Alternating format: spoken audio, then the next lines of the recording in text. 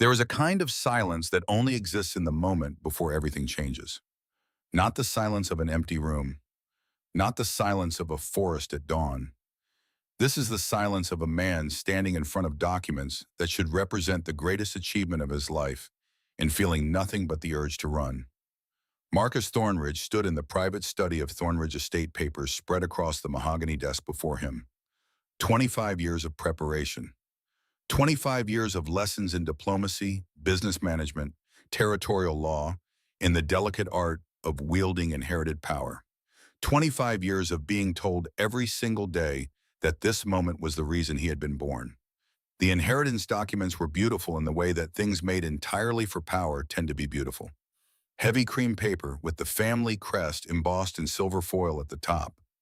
Legal language that transformed a human life into property transfers and authority structures. His father's signature at the bottom, 8 months old now, the ink still dark against the page.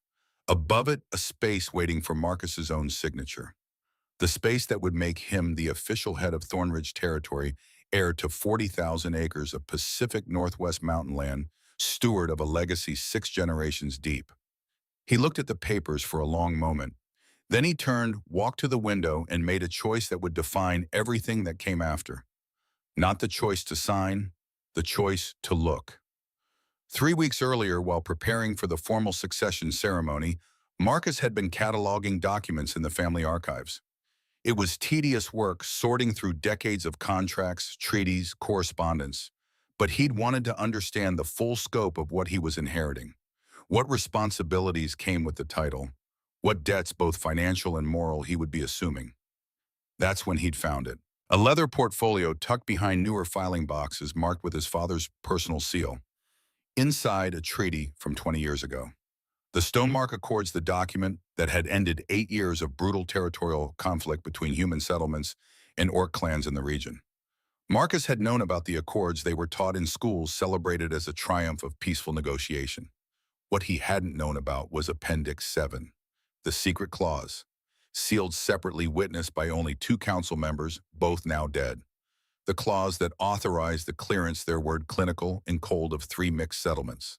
Human and orc communities that had formed in the borderlands, existing outside the neat territorial boundaries that both sides found it convenient to enforce. Ashenvale, Riverstone, Pinewood Ridge. The clause specified that in exchange for formal peace with the orc clans, these settlements would be eliminated. 23 confirmed dead at Ashenvale alone. The others, the reports were vague, using phrases like successfully cleared and minimal complications. As if human lives were complications. As if entire communities could be erased with administrative efficiency. His father had signed it, had kept it secret, had gone to his grave 8 months ago without ever mentioning that the peace everyone celebrated had been purchased with deliberately buried bodies. Marcus had spent 3 weeks trying to convince himself there was some explanation, some context that would make it acceptable, some way to inherit this legacy without inheriting the weight of what it had been built upon. There wasn't. So on the night before his formal succession ceremony, Marcus Thornridge walked to his bedroom window on the 3rd floor of the estate, opened it to the cold mountain air, and jumped. Not into empty space, into a new life he had already decided to choose. One that the family would never understand, never forgive, and eventually decide to destroy.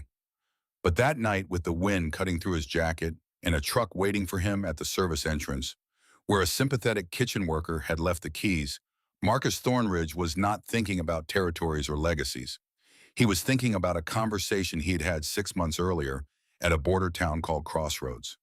About green skin and gold amber eyes, about a voice like gravel wrapped in silk, about a small girl with red curls who had looked at him with the frank assessment of someone deciding whether he was worth trusting. He drove east until the estate disappeared behind the tree line. He never looked back. That had been 2 years ago. The town of Crossroads sat at the edge of where Thornridge territory bled into the borderlands, that wide, uncertain stretch of forest and hill country where no single authority claimed dominion and no clan held permanent power. It was the kind of place where people ended up when they had run out of places to go. Refugees, wanderers, merchants too stubborn or too poor to set up shop anywhere more prosperous. A handful of orcs who had left their clans for reasons they didn't discuss. a handful of humans who had left their pasts for reasons they discussed even less. It was by any reasonable measure the last place anyone would look for a missing heir to one of the region's most powerful families. Marcus had built the house himself mostly. Kira Blackwood had done the parts that required lifting walls into place, which, given that she stood 175 centimeters of green-skinned, black-haired former warrior, was most of the structural work. She had done it without being asked, appearing one morning with Orrin Ironheart, the village blacksmith, carrying timber on her shoulder, the way someone else might carry a grocery bag, saying nothing except, "The frame you cut is crooked on the north side. Move the post, or it will collapse before winter." It had taken Marcus 3 weeks to admit she was right about the post. It had taken him considerably longer to admit everything else. The house had 2 rooms and a loft. The loft was Emma's. She had claimed it the first time she saw it climbing the ladder with the fearlessness of a child who had survived things no child should survive, dragging her ragdoll up by one arm and announcing with complete authority that this was her room, and anyone who disagreed could discuss it with her doll, whose name was Button, and who did not negotiate. Button was by any objective standard a disaster of a toy. One arm was shorter than the other, something that had happened long before Emma came into Kira's care, some accident or rough handling that had compressed the stuffing unevenly. The button eyes that gave her the name were mismatched, one brown, one black, sewn on with thread that had started to fray at the edges. The dress she wore, stitched from rough, undyed linen, had faded to a color somewhere between gray and the ghost of what it used to be.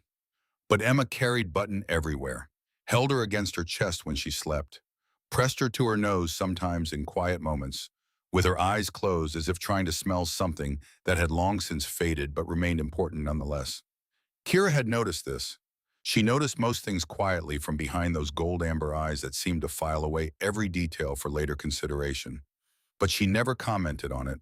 She simply sat with Emma sometimes in the evenings, the massive green-skinned woman, and the tiny red-haired girl, close enough to touch but not quite touching, watching the fire burn down to embers.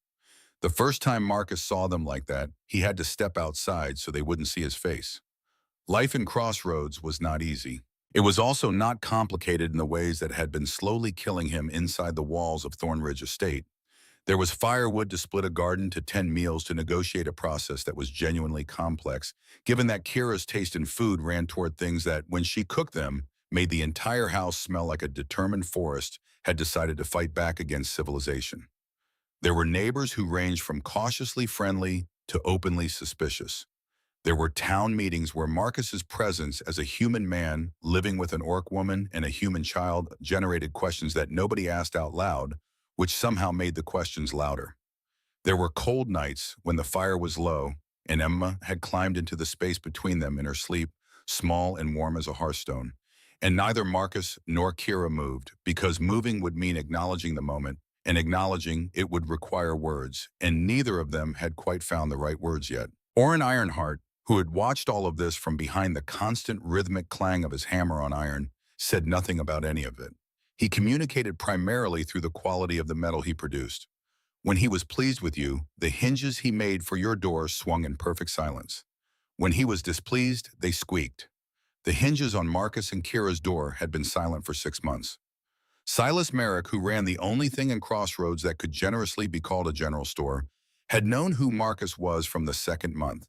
He had gone very still behind his counter when Marcus walked in one morning, had looked at him the way a man looks at something that might be dangerous, and had then begun wiping his hands on his apron, which was already clean, and said in a carefully neutral voice, "Right then, what can I get for you?" He had been doing that for 2 years. Every morning, clean hands wiped on a clean apron, and the conversation proceeding as if Marcus were simply a man from nowhere with no history and no price on his head. Which, until the morning Emma found the notice, was largely true. It was Emma who found it first. She had been in Silas's store with Marcus sitting on the counter, eating a dried apple slice while Marcus haggled over the price of lamp oil, when she looked at the paper pinned to the post near the door and said with the devastating clarity of a child who has just learned to read, "Papa, why does that paper have your face on it?" The store went very quiet. Silas's hands moved to his apron. His fingers pressed flat against the cloth, working the fabric between them in small nervous movements. Marcus walked to the door with the controlled gait of a man who has just had ice water poured down his back and has decided not to show it. The paper was new. The ink hadn't blurred yet from the morning's humidity. It bore the seal of the Thornridge family in the top corner, a mountain peak crowned with trees pressed in red wax, and below it a printed photograph that was not a perfect likeness, but was close enough that anyone with eyes could recognize it. Wanted Marcus Thornridge heir to Thornridge territory, last seen in the eastern borderlands, considered mentally unstable and dangerous. Reward: $500,000 for information leading to location. $1 million for safe return to Thornridge Estate by order of Vivian Thornridge and the family council. Mentally unstable. He almost laughed. The phrasing was perfect. Clinical enough to sound official, dramatic enough to justify the reward money, vague enough that it could mean anything from depressed to actively violent. His mother's touch, probably. She'd always had a gift for language that accomplished multiple goals simultaneously. He pulled the notice from the post, folded it without looking at it again, and put it in his coat pocket. He picked up Emma, who was watching him with that focused expression. She had not frightened yet, just calculating, measuring, deciding whether to be frightened based on his reaction. "It's nothing," he said, and his voice was steady, which was the only gift he had to give her in that moment. "Let's go home." He felt Silas's eyes on his back the whole way to the door. Outside, the morning was cold and gray, the kind of cold that smelled like wood smoke and iron, that sat in the back of your throat and reminded you winter was not finished with you yet. He set Emma down on the packed earth road, and she immediately grabbed his hand, button pressed under her other arm, red curls bouncing as she skipped beside him with the absolute imperviousness to ambient tension that only very young children possess. "Papa," she said conversationally, "if the paper says you're dangerous, does that mean you're going to have an adventure?" "No," he said. "Kira says adventures always start with someone being in trouble." Kira is very wise. She also says that the difference between an adventure and a disaster is whether you survive it. He squeezed her small hand. Also very wise. "So which one is this?" He didn't answer, but he walked faster. He told Kira that evening after Emma was in the loft. He put the folded notice on the table between them. She read it without touching it, the way she read things she didn't entirely trust, standing slightly back, arms crossed, as if paper could bite. The fire behind her cast her shadow long across the floor, and in the warm amber light, her green skin had the quality of deep moss, of old forest, of something patient and permanent. She read it twice. Then she looked at him. "Mentally unstable," she said. "Yes. You left your territory to live in a border village and build a crooked house and argue with me about cooking. The house is no longer crooked. And this surprises them enough to call you unstable." Apparently, she unfolded her arms, which for Kira was roughly equivalent to someone else sitting down and taking a deep breath. She pulled the bench from under the table and sat on it carefully because the bench was human-made and had a complicated history with her weight, and looked at the fire. The silence lasted long enough that it became a kind of language. Marcus had learned in 2 years to let her silences finish. She was not someone who used quiet as avoidance. She used it the way a smith uses the moment before the hammer falls to align everything correctly before the impact. "How long do we have?" she said finally, "before more come?" Not a question. "Days," he said. "A week, maybe. If the people who posted these are moving through all the borderland villages. And if they find us, then I go back to Thornridge Estate in chains, and you and Emma," he stopped. "Say it. I don't know what they do to you. To an orc woman living with a missing heir, the council will call it abduction, enchantment. They'll need a reason for me to have left that doesn't make them look like the kind of family an intelligent man would want to escape." Kira said nothing for a moment. The fire popped. Outside, the wind pushed against the shutters with a sound like a question repeated over and over without answer. "You never told me," she said, "why you really left." The weight of those words settled over the room like snow, slow, quiet, and cold enough to change everything beneath it. "I told you. You told me you chose us, me and Emma." She looked at him. Then those gold amber eyes holding him in place with the certainty of someone who had spent years listening to what people didn't say. "I believe that is true. I also believe it is not the whole truth." He looked at his hands on the table. They were not the hands of an heir any more calloused from wood splitting and garden work, a scar across the right palm from a saw that had slipped last autumn. Working hands. His mother would not have recognized them. There was a document, he said, in the family archives. I found it 3 weeks before my succession ceremony. She waited. The stonemark accords, signed 20 years ago during the territorial wars. He looked up. The treaty that ended the conflict. Something shifted behind her eyes, barely perceptible the way a current shifts deep underwater. I know the accords, she said. There was a secret clause, not in the public record, hidden in the archive sealed with my father's ring. He pressed his palms flat on the table. The clause traded peace with the border clans in exchange for allowing territorial forces to clear 3 mixed settlements. Settlements with human residents living alongside orc communities in the borderlands. He paused. In exchange for peace, my father agreed to look the other way, while forces both human and orc eliminated people who didn't fit cleanly into either category. Ashenvale, Kira said. The name fell between them like a stone into still water. You know it, he said. She reached across the table slowly and picked up Button, who had been sitting at the edge of the table where Emma had left her before bed. She held the small rag doll in her massive green hands, those small tusks at the corners of her jaw catching the firelight, and she turned the doll over with a gentleness that seemed impossible from hands the size of small shields. Marcus watched her. She pulled at the hem of Button's faded linen dress, very carefully. And in the firelight, just barely visible on the interior of the dress, stitched in threads so worn it had nearly disappeared, a small symbol.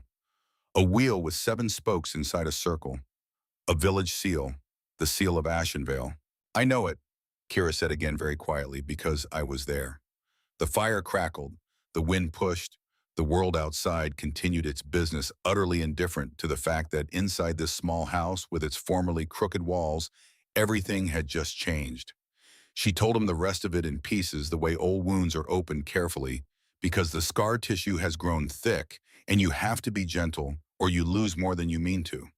She had been 19 when the Duskwood clan rode with the war chief's banner toward the borderlands. She had not yet understood what the orders truly meant, only that there were settlements to be cleared, that the war chief had made an agreement she was not told the details of, and that as a junior warrior of the clan, her role was not to question, but to follow. She had understood when she arrived at Ashenvale. I did not.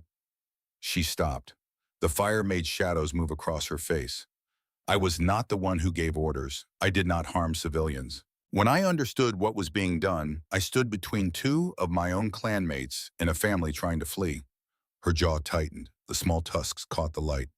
I was disciplined over it, stripped of rank, sent back to the camp while the others finished. She set Button down on the table with extraordinary care. I left the clan 6 months later. I did not have a name for what I felt. I only knew that I could not go back to being who I was before Ashenvale. That person was not someone I wanted to continue being. Marcus looked at the doll on the table, at the faded symbol barely visible in the worn hem. He thought about Emma asleep above them, one arm curled around this doll she had carried since before she knew the word mother was a thing she no longer had. She was there, he said. She would have been 1 year old. She survived. Someone must have carried her out. But Kira's voice was very even in the way that evenness is sometimes the only thing holding everything else together. I have thought about it many times, in the years before I found her on the road. After. She looked at him. I did not know when we took her in, not until the 3rd winter when she showed me Button and I saw the seal.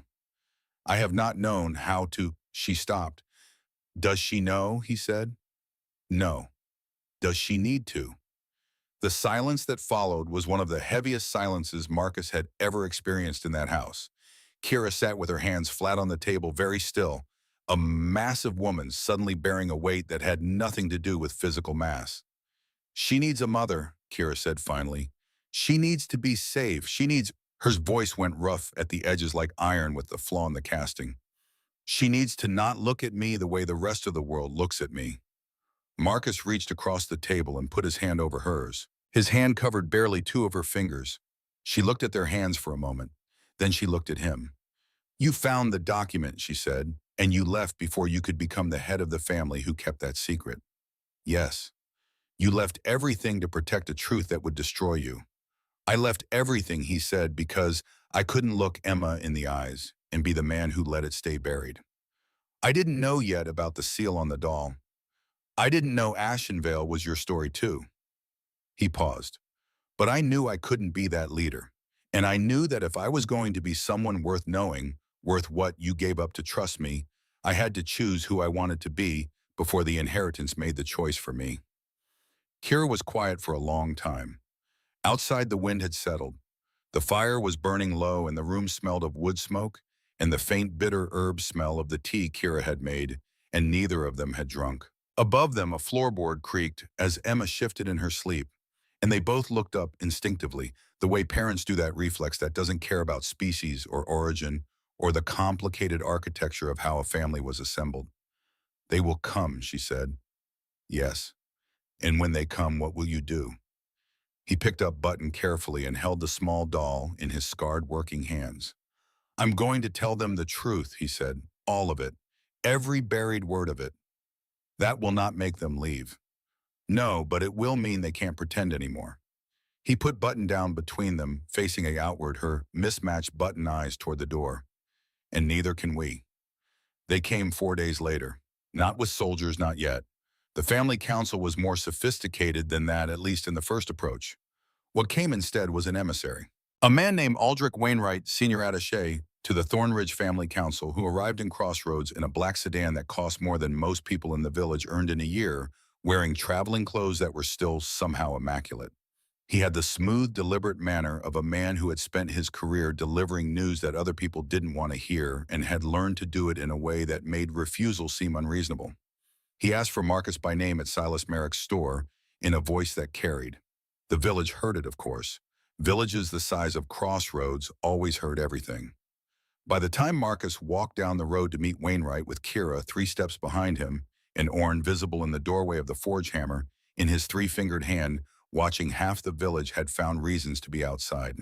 But before Marcus could reach the store, before he could have that conversation, something else happened first. That morning, Orrin Ironheart had appeared at their door just after dawn. He carried something wrapped in oiled cloth under his 3-fingered arm. He handed it to Marcus without ceremony, without his usual economy of words. Instead, he simply said, "Iron remembers." Inside the cloth was a ledger. 20 years of metalwork records written in Orrin's cramped, functional handwriting. Every commission, every client, including dated 20 years ago, the fabrication of hinges and door fixtures for a military barracks constructed in the eastern borderlands in the months preceding the destruction of Ashenvale. Evidence, small evidence, circumstantial evidence, but evidence placed there by a 3-fingered old orc who had apparently been watching and waiting and saying nothing for a very long time. Marcus had looked at him. Orrin's one good eye, the other was a scar-bisected socket, regarded him steadily. Then he walked back to his forge without another word. An hour later, Silas Merrick had appeared. He was wiping his hands on his apron, both hands, his full nervous gesture repeated twice. When Marcus met his eyes, Silas nodded once quickly and produced from his coat pocket an envelope, which he extended with a slightly trembling hand. It was addressed in Vivian Thornridge's handwriting, to no name at all. Just a single wax seal, a mountain peak crowned with trees pressed in red. Marcus had taken it, put it in his pocket, unopened. Silas nodded again, wiped his hands one more time, and hurried back to his store. Now standing in the road with Kira beside him and Wainwright waiting at the store, Marcus understood what the village was doing. They were arming him. With evidence, with their silent solidarity, with the message, "We know, we stand with you." He walked to meet Wainwright with that knowledge warm in his chest. Aldrich Wainwright looked at Kira. He was good at not reacting, but not quite good enough. "Marcus Thornridge," he said. "Marcus," Marcus said. "Just Marcus." "Of course." Wainwright reached into his leather portfolio and produced a sealed letter. "I carry a formal offer from Madame Vivienne Thornridge and the family council." Marcus took the letter. He did not open it. "The offer," Wainwright said in the careful tone of a man reciting terms he personally finds distasteful, "is as follows. Your voluntary return to Thornridge estate, assumption of the family leadership position, and formal succession within 30 days. In exchange, the council agrees to guarantee the safety and freedom of your He paused in a way that contained a great many words he had decided not to say. Your companions.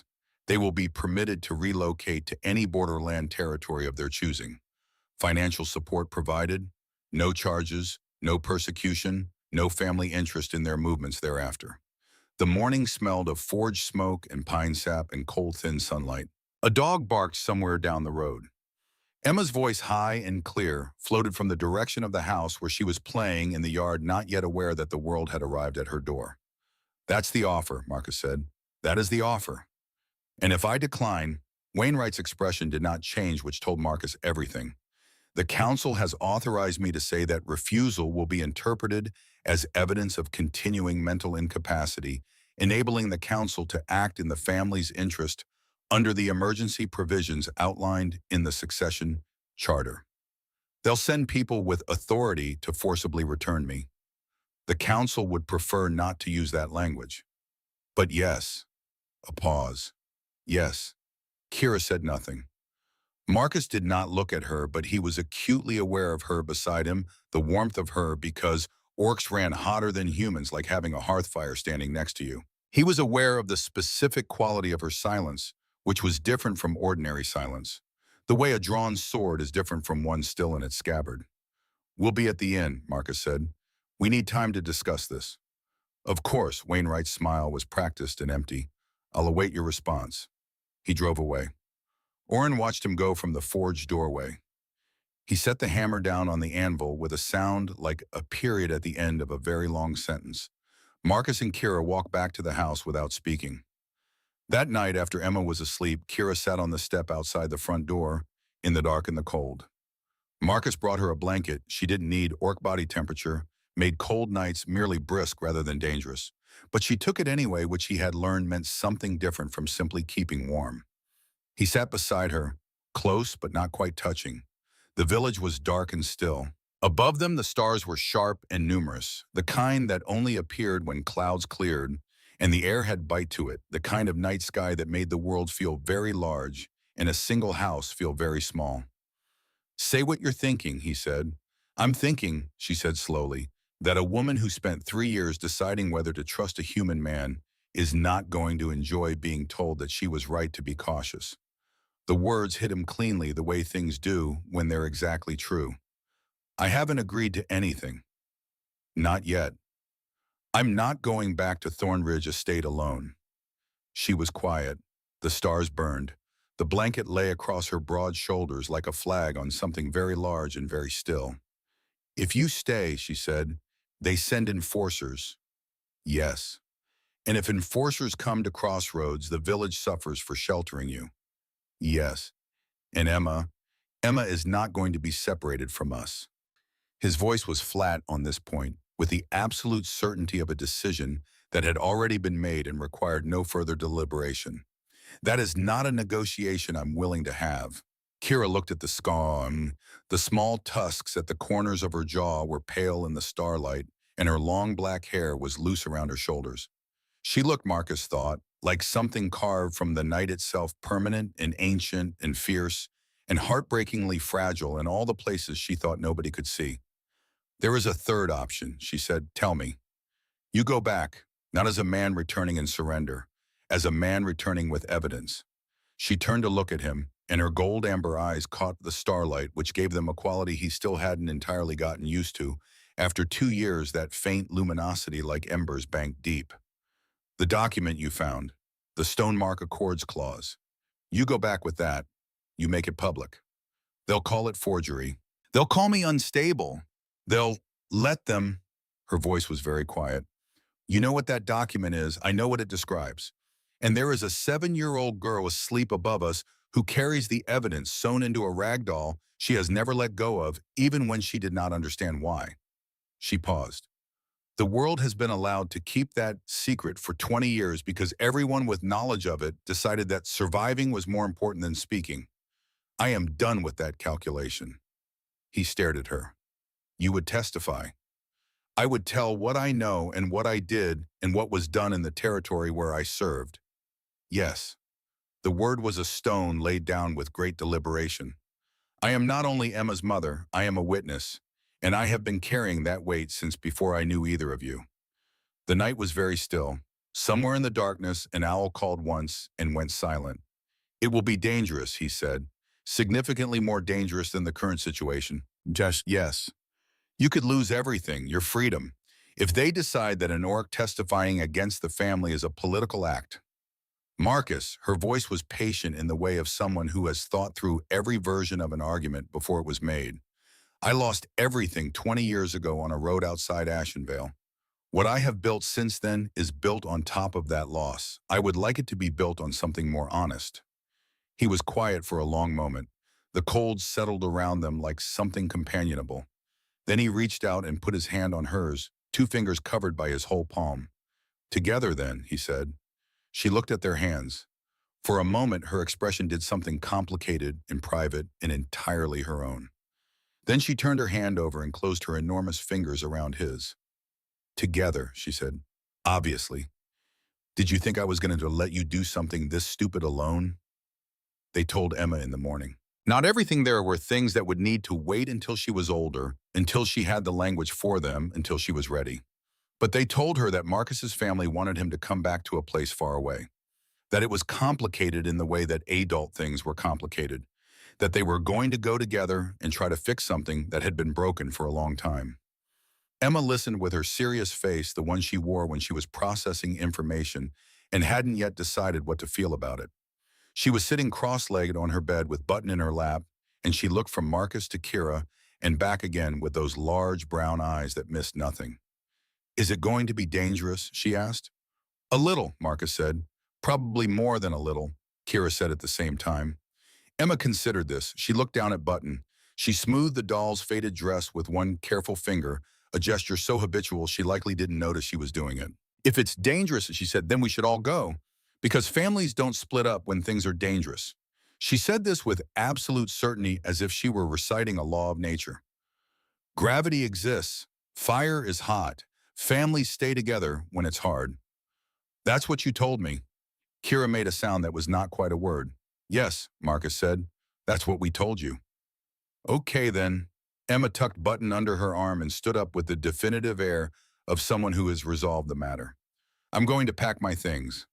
She climbed down the loft ladder with the confidence of someone who had done it 1,000 times, which she had, and disappeared into the main room to find her traveling bag. Kira stared at the empty loft space for a moment. The morning light came through the small window and lay in a bar across the wooden floor, dust motes turning slowly in it.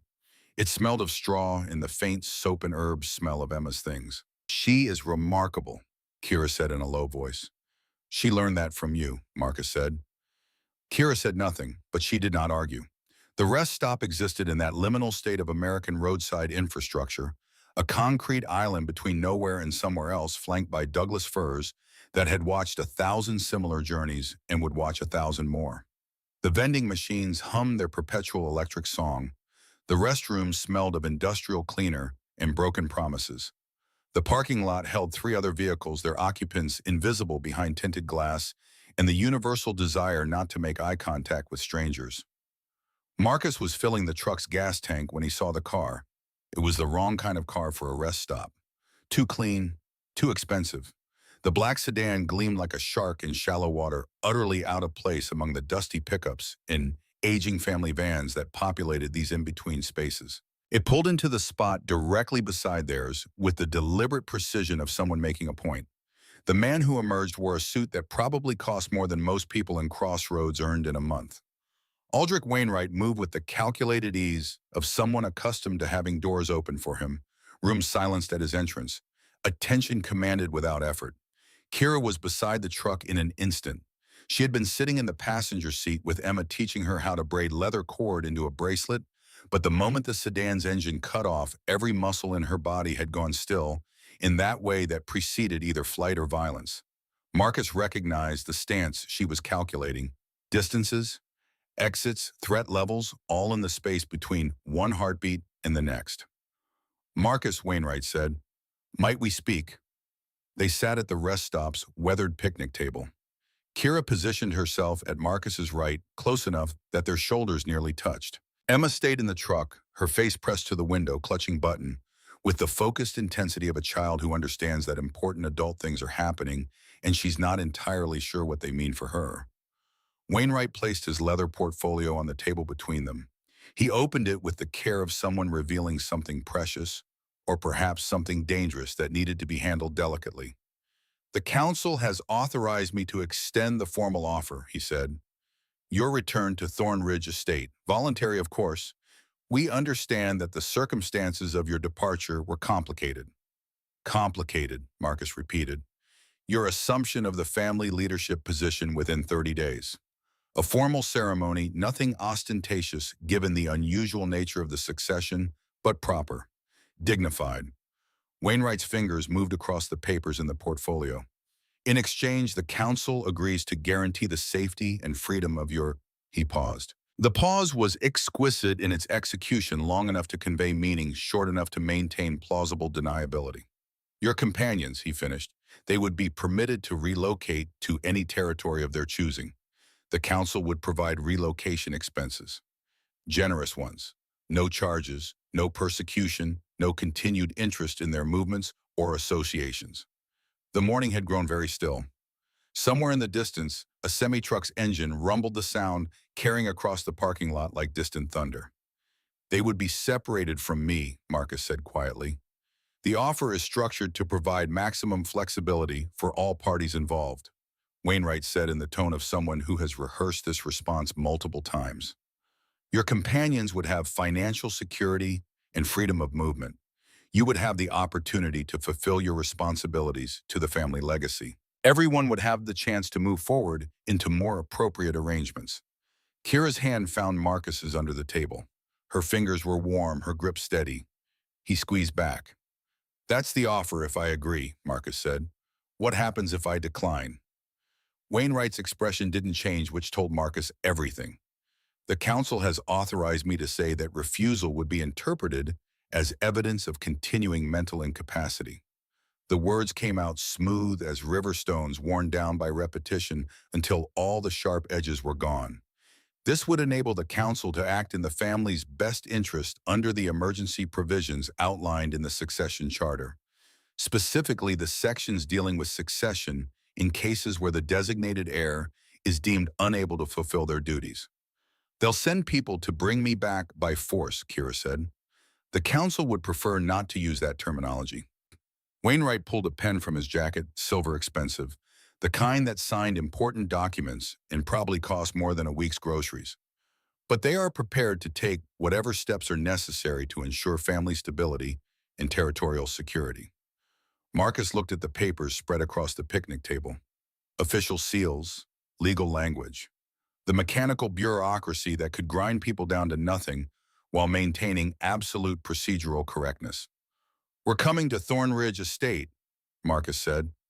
"All of us, and I'm going to stand before the council and give them a choice between the truth and the comfortable lie." He paused. "I think they'll find this time that the truth is better armed." Wainwright looked at Kira, at Emma in the truck, at the wrapped documents under Marcus's arm, at the quiet, determined faces of three people who had clearly already had the conversation that made this moment possible. He cleared his throat. "The council authorized a peaceful return." "Then this is peaceful," Marcus said. "We're walking through the front gate." The ride to Thornridge Estate took 11 days because they drove carefully stopped when Emma needed breaks, let her pick roadside diners where she wanted to eat. They were carrying something precious now, not just evidence, but a decision. The choice to stop running and start standing. On the fourth day, Emma asked Kira to teach her a word in the Orc language. Kira taught her Loktar and explained what it meant: victory, but not just victory over enemies. Victory over doubt, over fear, over the voice's side that says you cannot. Emma repeated it 3 times carefully, then pressed it to her memory the way she pressed button to her chest. Purposefully, like something she intended to keep. On the 7th night, when the fire was low and Wainwright and his escort had made their camp at a careful distance, Emma fell asleep between Marcus and Kira again. And this time when Kira looked at Marcus over the small sleeping form, she didn't look away first. On the 9th day it rained, the kind of rain that didn't fall so much as decided to simply exist everywhere at once, soaking into everything, cloaks and packs, and the earth itself. Emma rode on Kira's shoulders to keep her dry, and Kira walked through the rain with the imperviousness of someone made from sterner material than weather. One enormous green hand steadying Emma's ankle, the other holding both their hoods against the wind. Marcus rode alongside them and thought about what it meant to be a man walking toward the thing he had once run from, and finding to his considerable surprise that he was not afraid of it. Not because the fear was gone, but because the things he was walking toward were with him. The motel was the kind of place that existed primarily in necessity rather than choice. 2 stories of faded siding, a parking lot that had been repaved sometime in the previous century, a neon sign that promised vacancy, and cable TV with equal levels of dubious enthusiasm. The room smelled of industrial carpet cleaner and the accumulated ghosts of 1,000 transient stays. But the beds were clean, the locks worked, and it was far enough off the main highway that Marcus allowed himself to believe they might have one night of peace before whatever came next. It was Emma who woke him first, a small hand on his shoulder shaking gently but insistently. He surfaced from sleep the way he'd learned to in the 2 years since leaving Thornridge Estate, instantly, completely, with all his senses cataloging potential threats before his eyes were fully open. "Papa," Emma whispered, "Kira's not in her bed." Marcus sat up. The digital clock on the nightstand glowed 2:17 a.m. in hostile red numbers. The room was dark except for the thin line of parking lot light bleeding under the curtains. Kira's bed was indeed empty, covers thrown back. "She probably just stepped outside," Marcus said quietly. "You know she likes to—" The window exploded inward, not shattered, exploded, as if someone had hit it with tremendous force. Glass sprayed across the carpet in 1,000 glittering fragments. A figure came through immediately after, moving with the practiced efficiency of someone who had done this before, dressed in black, face covered. Marcus had Emma in his arms and was moving toward the bathroom before conscious thought caught up with instinct. Get her somewhere with a solid door, lock it, figure out the rest after. He made it 3 steps before the motel room door burst open. 2 more figures, same black clothing, same covered faces, same terrible professional competence. One carried something in his hands that Marcus's hindbrain identified as a weapon before his conscious mind could process the details. The first figure through the window was between Marcus and the bathroom.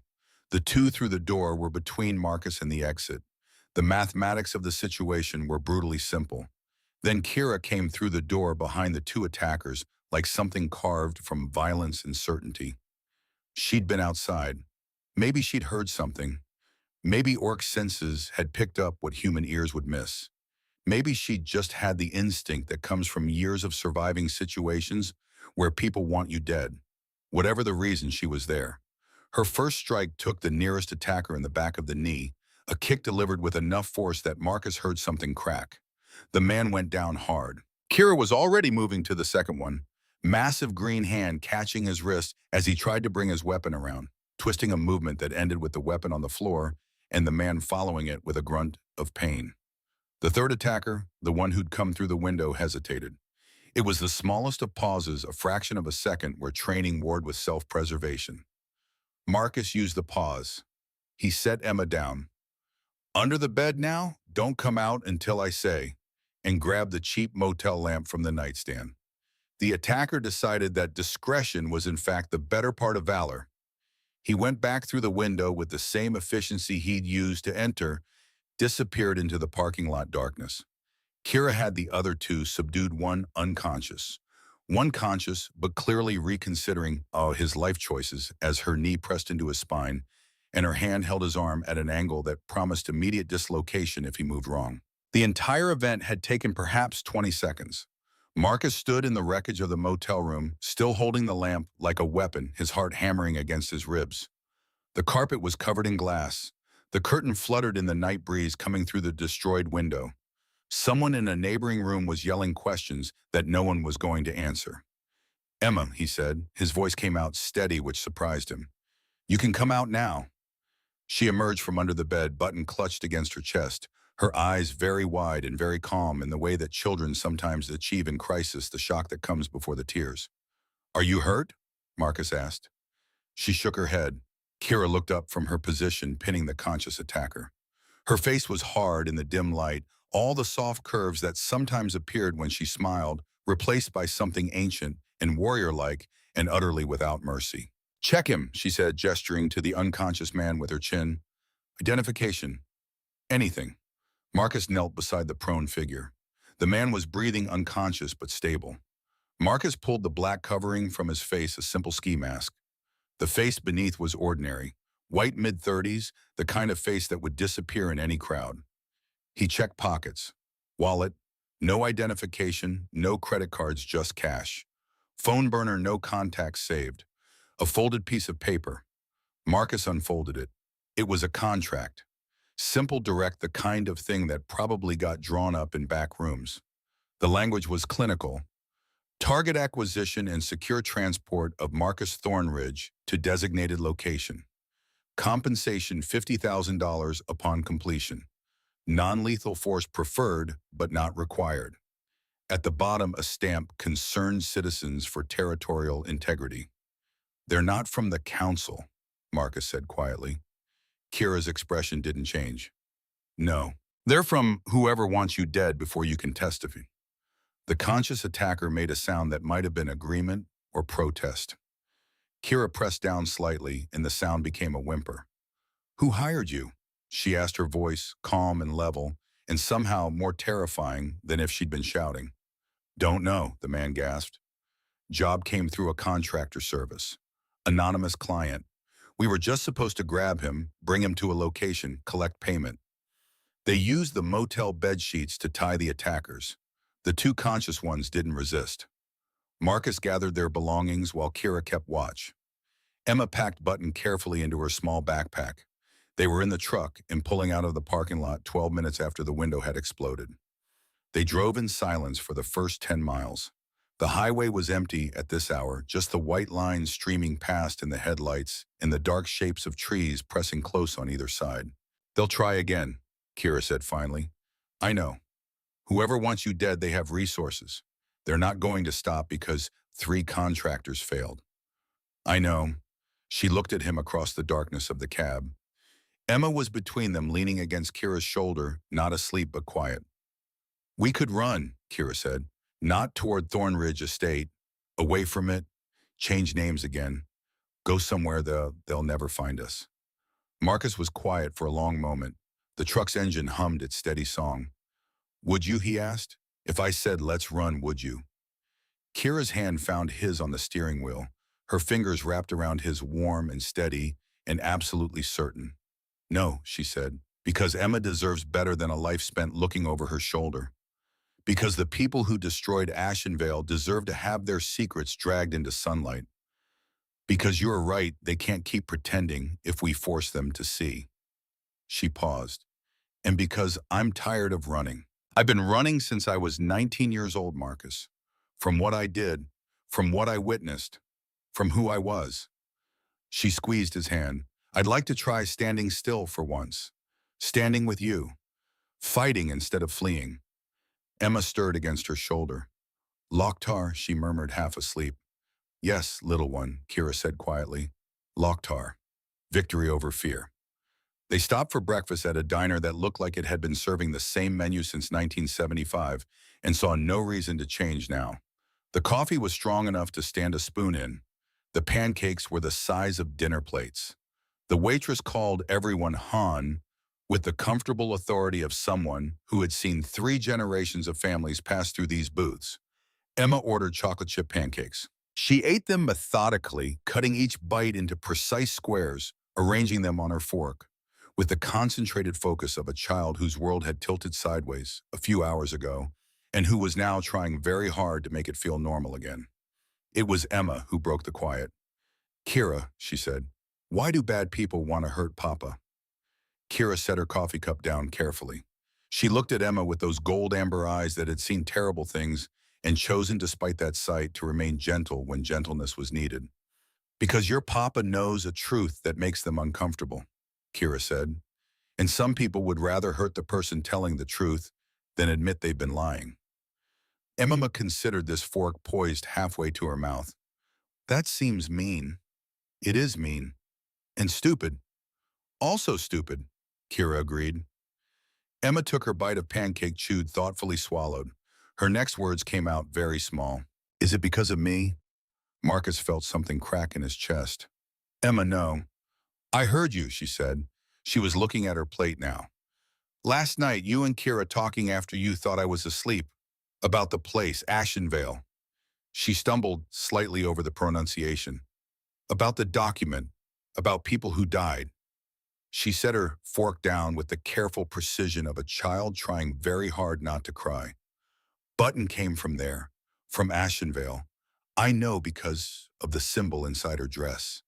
Her voice was steady, but her hands were shaking slightly. That means I came from there too. That means people died because of me. No. Kira's voice was firm, cutting through spiraling thoughts like a knife through cloth. People died because other people made terrible choices. Because adults with power decided that some lives mattered less than others. You were a baby, Emma. Nothing that happened was because of you. But if you hadn't been there, the same terrible things would have happened to other children.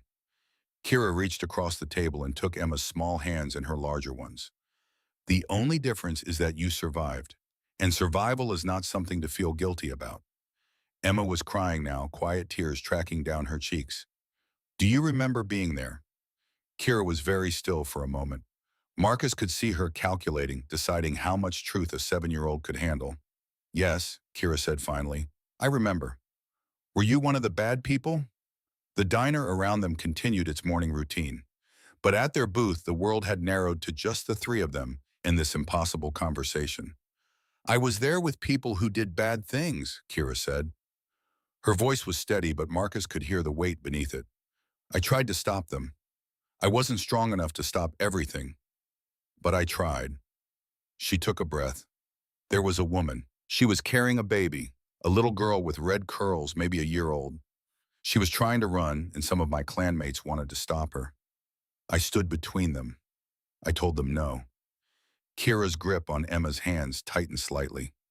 I don't know what happened to that woman and that baby. There was so much chaos. I was sent away before it was over. But I think maybe that baby was you. Emma stared at her, tears still wet on her face, but crying stopped. You saved me? I tried to save everyone I could, Kira said. I didn't save enough, but maybe I saved you. There was a long silence. Emma looked down at their joined hands, her small, pale fingers wrapped in Kira's larger green ones. I don't remember my first mama, Emma said quietly. Sometimes I try, but it's like trying to remember a dream. That's okay, Kira said, but I remember you, from before Crossroads. Emma looked up. I didn't know I remembered until just now, but I do. A woman with green skin and something here. She touched Kira's old scar, a thin white line across her left cheekbone, telling someone to stop, standing in front of people.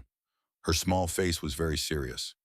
You were big, and I didn't understand what was happening. But you said no. I remember that word. You said it very loud. Kira's eyes were bright with tears she was fighting to contain. Yes, I said no. And then someone carried me away, and I don't remember anything else until I was older and on the road, and then you found me again. Emma's voice became very small. Did you know it was me when you found me? No. Kira shook her head. I didn't know until 2 years after I brought you home, when I saw the seal on Button's dress, and then I didn't know how to tell you. Emma pulled her hands free gently. For a terrible moment, Marcus thought she was pulling away entirely. Instead, Emma stood on the diner booth seat and wrapped her arms around Kira's neck. You're not bad people, she said fiercely into Kira's shoulder. You're my mama, and you saved me, and that's what matters. Kira's arms came up around Emma automatically, carefully, as if holding something infinitely precious and infinitely fragile. Her face pressed against Emma's red curls, and Marcus saw her shoulders shake. Around them, the diner continued its business. The waitress, seeing the scene, gave them space and a gentle smile. Marcus reached across and put his hand on Kira's shoulder. She turned her head slightly, acknowledging his presence, his support, his absolute solidarity. When Emma finally pulled back, her face was tear-streaked, but calm. She settled back into her seat and picked up her fork with renewed determination. We should finish breakfast, she announced, because we have to go tell people the truth. And that seems like it's going to take a lot of energy. On day 8, they met Lysandra Ashworth at the territorial border. The boundary was marked by a simple stone marker, with the Thornridge family crest carved into its face, a mountain peak crowned with trees. And standing beside it waiting patiently was a woman Marcus recognized from old council photographs. Lysandra Ashworth was perhaps 50, with dark hair going gray at the temples and eyes that carried the exhaustion of someone who had cried all their tears years ago and now simply endured. She wore practical clothes, jeans, boots, a jacket that had seen better days. She looked like someone who had lost everything that mattered and decided that meant she had nothing left to lose. Marcus pulled the truck to a stop. They got out together, Emma between them, button under one arm. Lysandra looked at them for a long moment. Her gaze lingered on Emma, and something in her expression cracked just slightly, just enough to show the wound beneath. "You must be Emma," she said quietly. Emma nodded. "You're the lady who's going to help Papa tell the truth." "Yes," Lysandra's voice was soft. "I'm going to help. Because there was another little girl, and she didn't get to grow up to be 7 years old and brave." Emma considered this seriously. Then she stepped forward and held up Button. "This is Button. She's from Ashenvale, too. She survived." Emma's voice was matter-of-fact, but her eyes were kind. "Maybe your daughter would want you to help other people survive. That seems like something daughters would want." Lysandra made a sound that might have been a laugh or might have been a sob. She knelt down so she was at Emma's eye level. "What was her name?" Emma asked. "Your daughter, Lily." The word came out broken. "Her name was Lily." "That's a pretty name. I bet she was nice." "She was." Lysandra's eyes were wet. "She liked flowers and songs and—" Her voice broke entirely. Emma stepped closer and hugged her, just walked forward and wrapped her small arms around this stranger who was crying and held on. Lysandra hugged her back, careful and desperate all at once. When Emma stepped back, Lysandra wiped her eyes and stood. She looked at Marcus and Kira with an expression that was part determination, part grief, part something that might have been hope. "The council is convening tomorrow morning at Thornridge Estate," she said. "Standard quarterly session. But I've invoked Emergency Procedure 17, an old rule barely used, but it allows for public testimony in cases of territorial significance." She pulled papers from her jacket. "These are the formal notifications. They have to let you speak. They have to make it public. It's law." "They won't be happy about it," Marcus said. "No, but they'll have to follow procedure." Lysandra's smile was sharp. "Appearances matter to the council, and I've arranged for media coverage. 3 local stations. Once it's on camera, once it's public, it's harder to disappear." Marcus felt something shift in his chest. This was real. Tomorrow he would stand in the council chamber and tell them exactly what their precious legacy had been built on. "We should get moving," Lysandra said. "I've arranged lodging. You'll be safe there tonight." She got in her car and drove away, and Marcus, Kira, and Emma followed. The sun was setting as they drove through territory Marcus had known all his life. These trees, these mountains, these roads, they were written into his bones. But they felt different now. He was different now. Tomorrow he would prove it. Thornridge Estate rose from the Cascade foothills like something carved from the mountains themselves. Stone and timber, glass and iron, it sprawled across 20 acres with the arrogance of old wealth. The courtyard had gathered people. Servants stood in small clusters. Guards flanked the doors. A handful of minor nobility watched from the colonnade with barely concealed curiosity. And at the top of the stone stairs stood Vivian Thornridge. Silver hair, mourning gray dress, the bearing of someone who had decided age was optional. Her face revealed nothing as Marcus pulled the truck to a stop. Marcus got out first. Kira emerged a moment later. Emma climbed out last, Button under her arm, looking at Thornridge Estate with frank assessment. "It's very big," she announced. "Do you think they have snacks?" They walked toward the stairs together. The courtyard crowd parted, creating a path. Marcus climbed slowly, giving Vivian time to see that he was not coming back alone and not coming back repentant. When he reached the top, they stood facing each other, mother and son. "You look well," Vivian said. Her voice carried across the courtyard. "So do you," Marcus replied. Vivian's gaze moved to Kira, cataloging details, then to Emma. Something shifted in her expression. Emma met her grandmother's gaze without flinching. She gave a small, polite nod. "Ma'am," Emma said clearly, "thank you for letting us visit your very large house." The corner of Vivian's mouth twitched. "You're very polite," Vivian said. "Kira says manners are free and make everything easier," Emma replied. Vivian's attention moved back to Marcus. "We need to speak. Privately." "We will," Marcus said, "but not before I introduce my family." He gestured to Kira. "This is Kira Blackwood, my partner." The words settled over the courtyard. "And this is Emma." He put his hand on Emma's shoulder. "Our daughter. They go where I go. And everything we discuss in that council chamber, they have the right to hear." Vivian looked at Kira, at Emma, at Marcus, some complex calculation happening behind her expression. "Come inside," she said finally. "All of you." The council chamber was dark wood paneling, high windows, a long table polished to mirror shine, 12 chairs for 12 council members. The gallery above was nearly full. Lysandra had been thorough. 3 camera crews positioned at strategic angles. Local news reporters taking notes. The council members sat in their designated places. Aldrich Wainwright at the far end, his expression professionally pleasant, but his eyes calculating. Lysandra sat fifth from the left, carefully neutral. Marcus stood before them with Kira at his right and Emma in the gallery with Lysandra's aide. Vivian sat in the center chair and called the session to order with a single strike of the gavel. "This emergency session has been convened under Procedure 17, she said. "Marcus Thornridge has invoked his right to public testimony on matters of territorial significance. You may begin." Marcus had rehearsed this moment 100 times. In the end, he chose simplicity. 20 years ago, he said, the Thornridge family signed a treaty called the Stonemark Accords. It ended 8 years of territorial conflict. It was celebrated as a triumph. He pulled a folder from his bag, placed it on the table. What was not celebrated was the secret clause, Appendix 7, sealed and hidden, a clause that authorized the clearance of 3 mixed settlements, human and orc communities living together. He opened the folder. Photocopies of the original document, each page marked with official seals. The clause specifically named 3 settlements, Ashenvale, Riverstone, and Pinewood Ridge.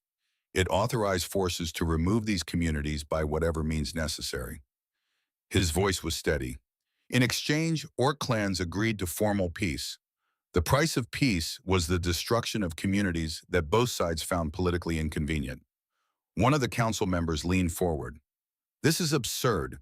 If such a document existed, my father signed it." Marcus pulled out another page. "Here's his signature, and here's the implementation report from 20 years ago. Ashenvale was the first settlement cleared. 23 people confirmed dead, among them families with children." The chamber was silent, the cameras running. Aldrich Wainwright recovered first. "This is clearly a complicated historical matter." "The council should hear from someone who was there," Marcus interrupted. He turned to the gallery. "Kira Blackwood." Kira stood. Her presence was striking, green skin height, orc features in a chamber that had never held someone like her. She descended with measured steps and took her place beside Marcus. "Miss Blackwood was a junior warrior in the clan involved in the Ashenvale operation," Marcus said. That's when Vivian stood. "Before Ms. Blackwood testifies," Vivian said, her voice cutting through murmurs, "I need to address this council." Aldrich looked at her sharply. "Madam Chair, this is highly irregular. Procedure 17 allows for any relevant testimony," Vivian said. "I have relevant testimony." She stepped down, came to stand where all could see her. "I did not know about the secret clause when it was signed," she said. "My husband did not share it with me at the time. I learned about it 2 years before he died." She paused. "He told me during one of his final illnesses. He said he needed me to know, to understand what sacrifices had been made for our family's security." Her hands were steady on the table, but her knuckles were white. "He asked me to keep it secret. He said revealing it would destabilize everything we'd built, would destroy our family's reputation." Vivian's voice was controlled. "And I agreed. I chose to protect our legacy over the truth. I chose silence over justice." The chamber was absolutely quiet. "But silence has costs," Vivian continued. "In the 2 years since my son left, I have watched this family consume itself, trying to maintain a fiction. We declared him mentally unfit rather than ask why an intelligent young man would walk away from everything. She looked at Marcus. And I have kept a light burning in his window every single night, knowing he'd never see it, hoping somehow he'd know I was waiting. Her voice cracked. My son left because he was becoming a better person than I raised him to be, because he understood something I'd forgotten, that some truths are more important than comfort. She straightened. So I am telling you now, I knew. I chose not to reveal it, and I will not allow this council to pretend these events didn't happen. She pulled a small wooden box from her pocket, set it on the table. These are my husband's personal notes from the Stonemark negotiations, including his correspondence about the secret clause, including names of council members who profited from land acquisitions after the settlements were cleared. She opened the box, including a list of family assets that increased in value as a direct result of the peace bought by those deaths. The explosion of sound was immediate. Council members shouting, reporters shouting questions, the gavel striking again and again. Through it all, Vivian stood perfectly still, having detonated a bomb she'd carried for 2 years. Marcus stared at his mother. She met his eyes, and in her expression, he saw relief. It took 20 minutes to restore order. When the chamber finally quieted, Lysandra invited Kira to provide her testimony. Kira stood before the council. My name is Kira Blackwood. 20 years ago, I was Kira Stonefist, junior warrior of the Duskwood clan. I was 19 when my war chief received orders as part of the Stonemark implementation. She paused. I was told we were clearing an unauthorized settlement. I was lied to. She looked around the table. I was there with people who did bad things. I tried to stop them. I wasn't strong enough to stop everything. But I tried. For the next 4 hours, Kira spoke. She described the journey to Ashenvale, the moment of realization. She described families trying to flee children, crying smoke and screaming. She described standing between her own clanmates and a woman carrying an infant defying orders, being struck down and sent back while the operation continued. She did not spare herself. She described following orders before she understood, the moments where she could have questioned sooner. I am not here to claim innocence, she said. I participated in the early stages of an operation that killed civilians. I did not know what I was participating in, but ignorance is not the same as innocence. When I finally understood and acted, it was too late for most people. She described leaving the clan, years of wandering, the weight of carrying what she'd witnessed. Then she described finding Emma. 3 years after Ashenvale, I found a small girl on a road. She was maybe 3 years old, alone, wearing a dirty dress and carrying a rag doll. Kira's voice softened. I took her home. I didn't know where she came from.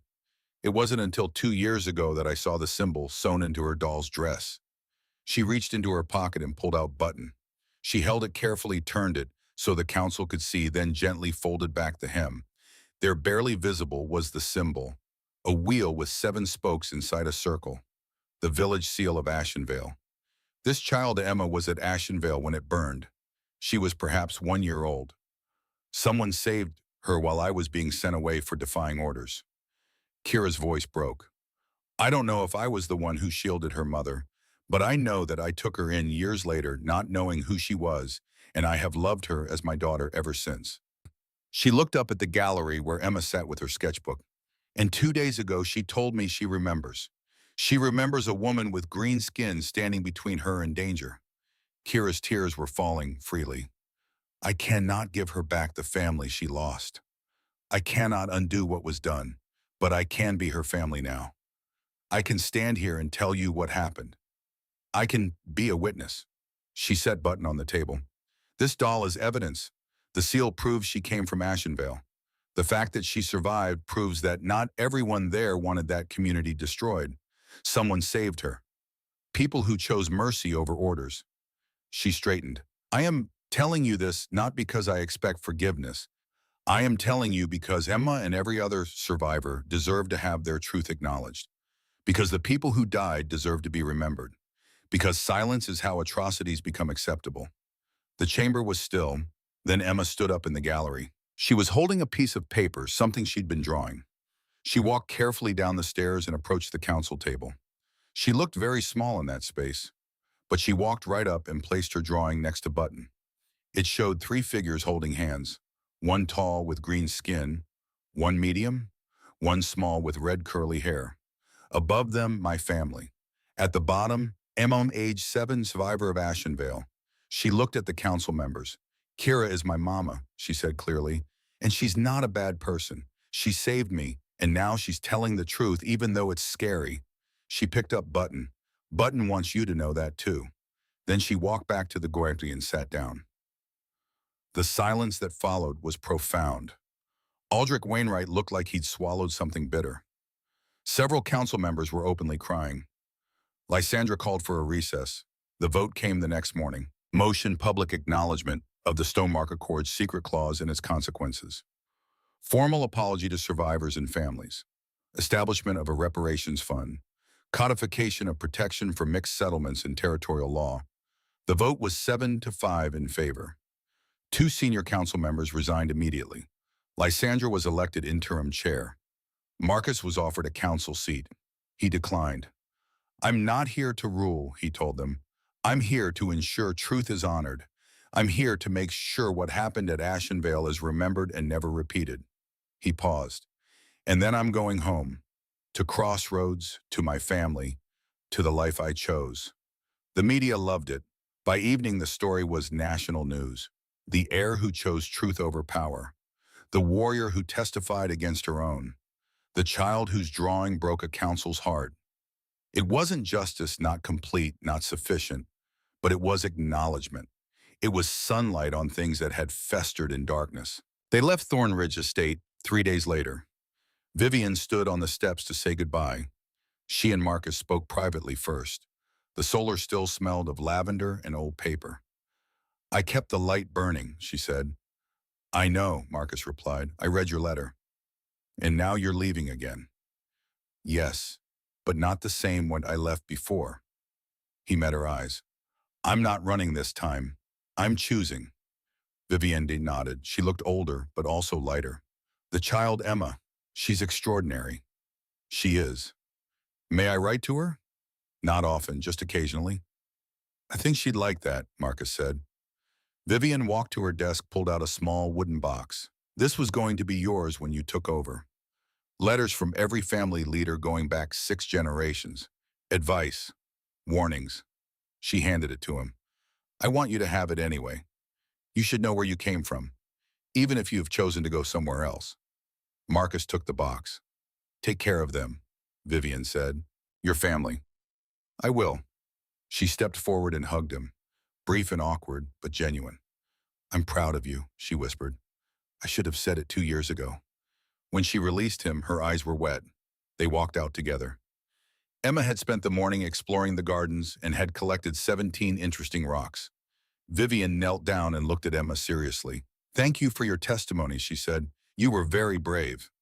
You're welcome, Emma replied. You were brave too. Who taught you that? Emma considered. I think everybody did. Papa and Kira and Button and even Silas at the store. Vivian spent 5 minutes examining rocks with her granddaughter. When they finally got in the truck, Emma waved enthusiastically. Vivian waved back, standing alone on the steps. The journey back to Crossroads took 4 days. On the second day, Emma asked Kira to teach her more orc words. Kira taught her wisdom, justice, and homecoming. On the third night, Marcus and Kira talked about the future, about expanding the house, about Emma starting school, about whether they wanted another child someday. I think, Kira said slowly, I would like another child in a few years. You know things are never really settled, Marcus pointed out. Then when things are settled-ish, she smiled. I want Emma to have a sibling. I want the chance to raise a child from the beginning. Just a normal childhood. I'd like that too, Marcus said. Crossroads appeared on the horizon on the afternoon of the 4th day. As they drove down the main road, people came out, stood on porches, waved. Silas stood in his store doorway. He didn't wipe his hands. He just nodded solid and sure. Orin was visible in his forge. When they passed, he raised his hammer in salute. The house was exactly as they'd left it. Everything clean, the garden watered fresh wildflowers in a jar with a note, "Welcome home." Emma ran to the loft checking her treasures. She came back satisfied and announced she was going to tell Orin about her adventures. After she left, Marcus and Kira stood in the middle of their small house. "We did it," Kira said quietly. "We did. We told the truth. We survived. We came home. We built something better than territories," Marcus added. She turned to look at him. "Yes, we did." That evening after Emma was asleep, Emma asked Kira something. "Button's arm, would you fix it properly?" Kira looked at the doll. "Yes, I'll fix it." It took 4 evenings of careful work, small orc hands doing extraordinarily delicate stitching. When she was finished, Button had 2 symmetrical arms. Emma examined the repair, carefully testing each arm, nodding with satisfaction. "They both work now," she said. "That's good. Button's been through a lot. She deserves to be whole." She pressed the doll to her nose, breathed deep, then pressed her face against Kira's arm. "Thank you, Mama," she whispered. Kira couldn't speak. She just held Emma close. 1 year later, the Ashenvale Memorial was dedicated on a crisp autumn morning. It stood in a small park outside Crossroads funded by the Reparations Committee. 23 names engraved in stone. Below, they lived in a community that chose love over division. They died because others chose power over peace. They are remembered. Marcus, Kira, and Emma attended along with perhaps 50 other survivors, family members, supporters, council members, including Lysandra. Emma laid flowers at the base. "For the people who didn't get to stay with their families," she explained. Afterward, there was a gathering at the new community center. Emma spent it teaching younger kids the card games she'd learned, patient and funny and absolutely insistent. Everyone followed the rules.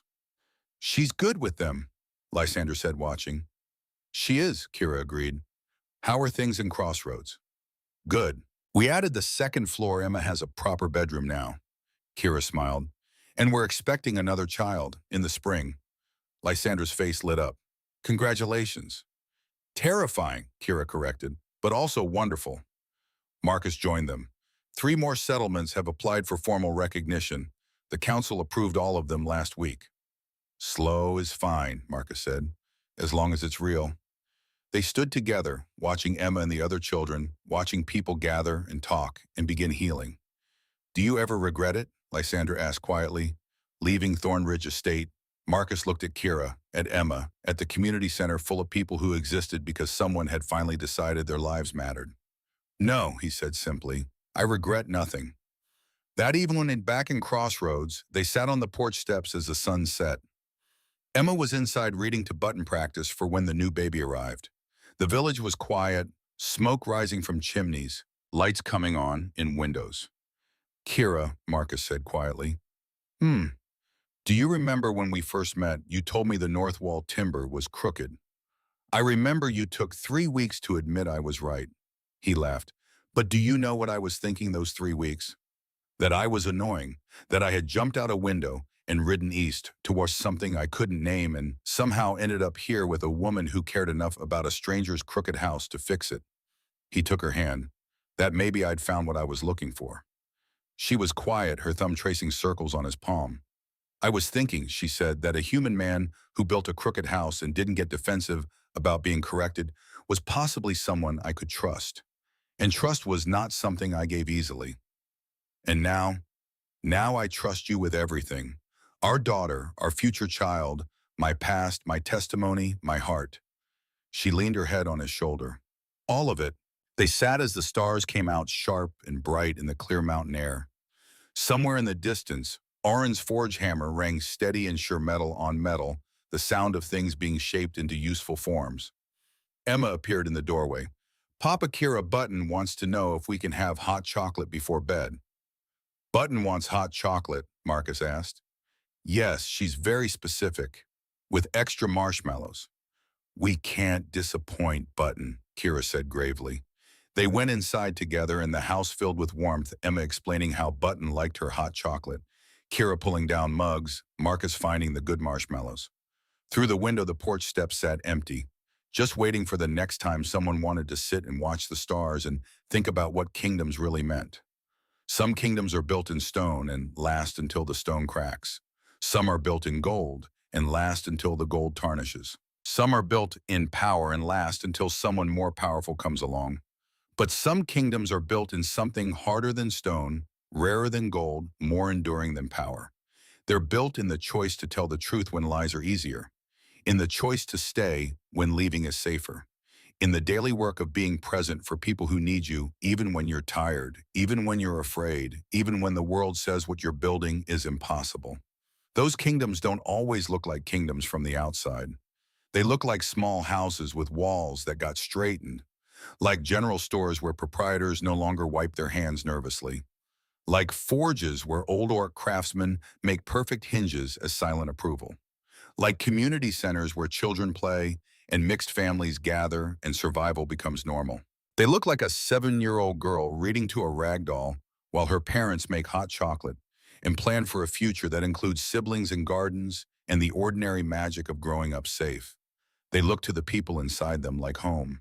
And Marcus Thornridge, who had once stood before golden inheritance documents and felt nothing but the urge to run, who had jumped through a window and ridden towards something he couldn't name, had learned that the bravest thing a person can do is not claim a kingdom. It's building one worth living in, with people worth building it for. One crooked timber, one honest conversation, one repaired doll arm at a time.